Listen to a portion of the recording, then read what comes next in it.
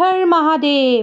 তো আজকে সকলে জানা আছে শিব পুজো, তাই শিব পুজোর জন্য আমরা জল আনতে বেরিয়েছি। জল আনতে বেরোনোর আগে একটু শিব পুজোর যা যা সামগ্রিক লাগে, ফুল, বেলপাতা সব কিছু নিয়ে নিলাম। আর এখান থেকে নিলাম হচ্ছে মধু, ঘি। এটা হচ্ছে গাজলের ভিতর বাজার, যেখানে সমস্ত রকম জিনিস এক বাজারেই পাওয়া যায়। বাজারে প্রচণ্ড ভিড়, তাই আমি আর ঢুকলাম না ভেতরে। সেখানে ওর বাবাকে পাঠিয়েছি সব জিনিস নিয়ে চলে আসবে। তারপরে গেলাম ফলের দোকানে 5 রকম ফল নিতে। আর করব আজকে একটু খিচুড়ি। খিচুড়ির জন্য কিছু সবজি নিয়ে নিব।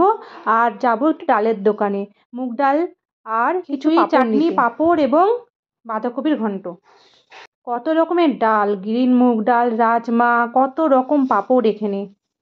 এই বাজারে আসলে মনে হয় যে কি নিব আর কি ছাড়বো, তো কিছু তো নেওয়া হবে না, বরমশাই আছে। আর দেখুন এখানে প্যান্ডেল করা হয়েছে ভক্তদের জন্য, প্রসাদ এবং শরবতের ব্যবস্থা করা হয়েছে, যারা পায়ে হেঁটে বিশেষ করে জল আনতে যায় তাদের জন্য। এবার আমরা যাচ্ছি বাড়িতে গিয়ে সবজিগুলো রেখে আমরা যাব বামনগোলা ঘাটে।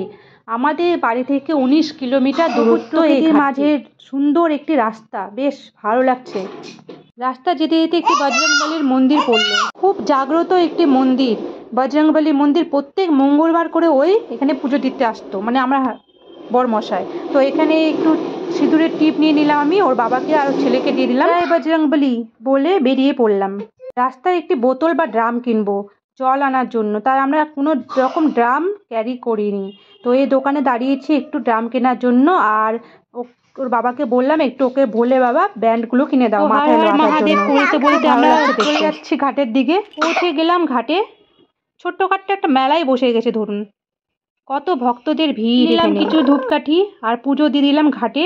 ঘাটে পুজো দেওয়ার পরে আমরা একটু জল নিব। আমার পুজো দেওয়া হয়ে গেলে ওর বাবাও পুজো দিবে।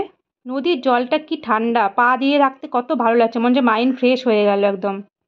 আর এই পিছনে এই বাচ্চাগুলো কি করছে বলুন তো? এরা সকলে চুম্বক দিয়ে নদীর ভিতরে যে পয়সাগুলো ফেলা হয় ওই পয়সাগুলো তুলে আনছে। ভালোই হচ্ছে, ওদের একটু ইনকাম হয়ে যাচ্ছে।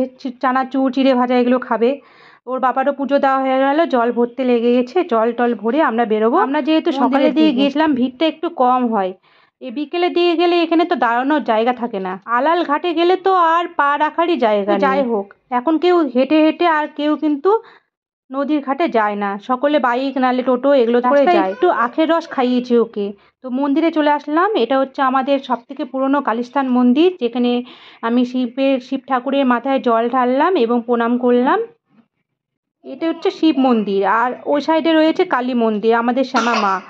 আর রাধাকৃষ্ণ মন্দিরও রয়েছে, লোকনাথ বাবার মন্দিরও রয়েছে। একটু একটু করে জল ঢেলে আমরা বেরিয়ে যাব বাড়িতে। এই ভিডিওটা কিন্তু আমার ছেলে করে দিয়েছে। হর মহাদেব।